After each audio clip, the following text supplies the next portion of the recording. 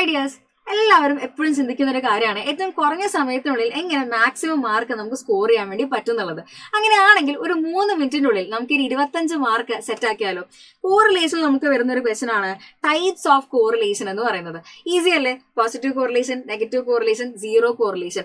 Positive correlation ആണ് നമുക്കറിയാം, X കൂടുന്നതിനനുസരിച്ച് വൈ കൂടുന്നു, അല്ലെങ്കിൽ എക്സ് കുറയുന്നതിനനുസരിച്ച് വൈ കുറയുന്നു. സെയിം ഡയറക്ഷനിലാണ് അത് മൂവ് ചെയ്യുന്നത് നമുക്ക് പറയാൻ വേണ്ടി പറ്റും. ആൻഡ് നെഗറ്റീവ് കോറിലേഷൻ നോക്കുകയാണെങ്കിൽ എക്സ് കൂടുന്നതിനനുസരിച്ച് വൈ കുറയുന്നു, ഓപ്പോസിറ്റ് ഡയറക്ഷനിലാണ് അവർ പോകുന്നത്.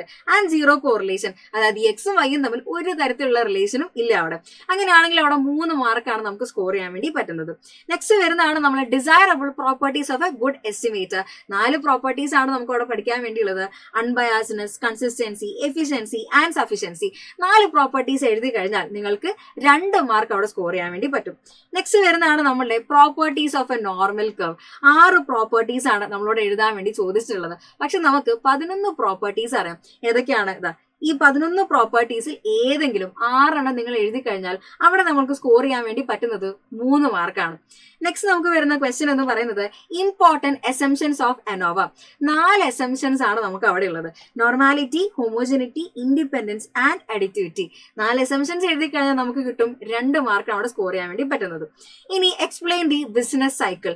ബിസിനസ് സൈക്കിൾ നമുക്കറിയാം സൈക്ലിക് വേരിയേഷന്റെ ഭാഗമായിട്ടാണ് നമ്മൾ പഠിക്കുന്നത്. ഇനി ബിസിനസ് സൈക്കിൾ നോക്കുകയാണെങ്കിൽ 4 ഫേസസ് ആണുള്ളത്. അത് 1 മാർക്കായിട്ട് ചോദിച്ചിട്ടുള്ള ഒരു ക്വസ്റ്റ്യൻ കൂടിയാണ്. എത്ര ഫേസസ് ഉണ്ട് എന്നുള്ളത്. ഏതൊക്കെയാണ്? Prosperity, decline, depression and improvement. ഈ ഒരു ബിസിനസ് സൈക്കിൾ നമ്മൾ എക്സ്പ്ലെയിൻ ചെയ്ത് കഴിഞ്ഞാൽ നമുക്ക് കിട്ടുന്ന എത്രയാണ്? 2 മാർക്ക് അവിടെ സ്കോർ ചെയ്യാൻ വേണ്ടി പറ്റും. നെക്സ്റ്റ് ടെസ്റ്റിംഗ് ഓഫ് ഹൈപ്പോത്തസിസ് എന്നുള്ളത് നമുക്ക് ഇതുപോലെ ഒരുപാട് ഡെഫിനേഷൻസ് ചോദിക്കാറുണ്ട്. അതിൽ ഏറ്റവും ഇമ്പോർട്ടന്റ് ആണ് നമ്മളെ type 1 error, type 2 error, power of A test and critical region.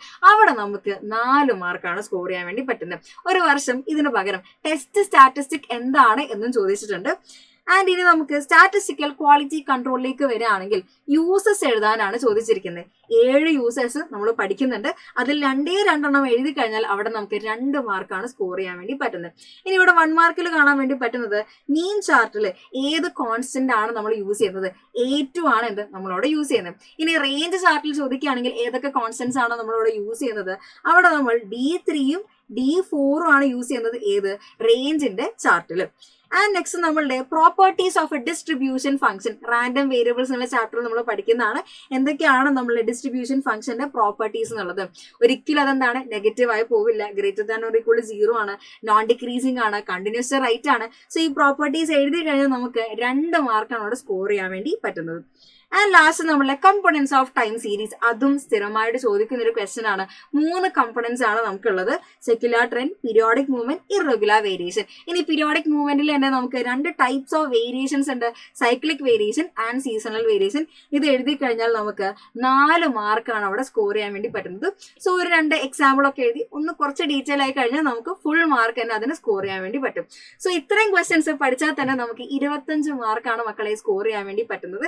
ഇതിന്റെ കൂടെ വേറെ ഇക്വേഷൻസും കൂടെ ഉണ്ടെങ്കിൽ എക്സാം ഫുൾ സെറ്റ് ആക്കാം. ഫുൾ മാർക്ക് തന്നെ നമുക്ക് അവിടെ സ്കോർ ചെയ്യാൻ വേണ്ടി പറ്റും.